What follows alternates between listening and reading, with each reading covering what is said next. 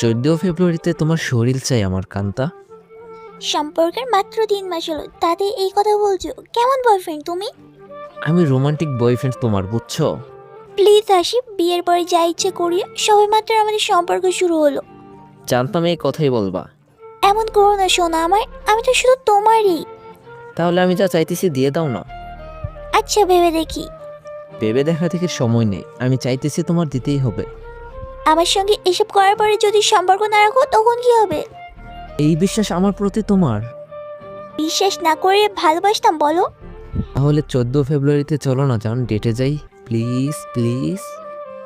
বয়ফ্রেন্ডের এমন রিকোয়েস্টে শেষ পর্যন্ত কান্তা রাজি হয় ডেটে যাওয়ার জন্যে।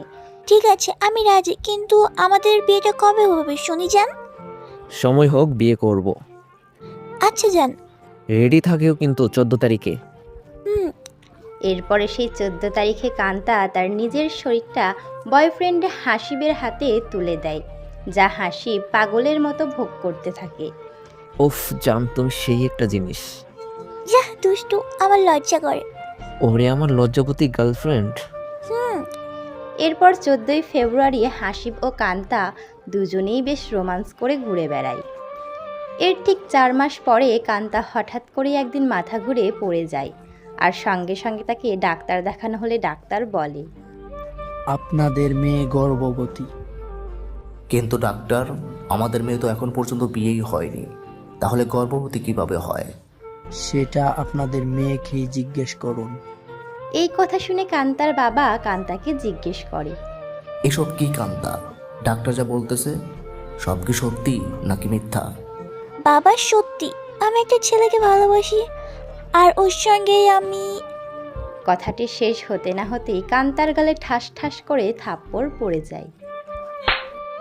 এই জন্য তোকে পড়াশোনা করাচ্ছি, এখন সমাজে মুখ দেখাবো কিভাবে আমি? কথাটি বলেই কান্তাকে রুমের ভেতরে বন্ধ করে বাহিরে চলে আসে, আর এই ফাঁকে কান্তা বয়ফ্রেন্ডকে ফোন দেয়।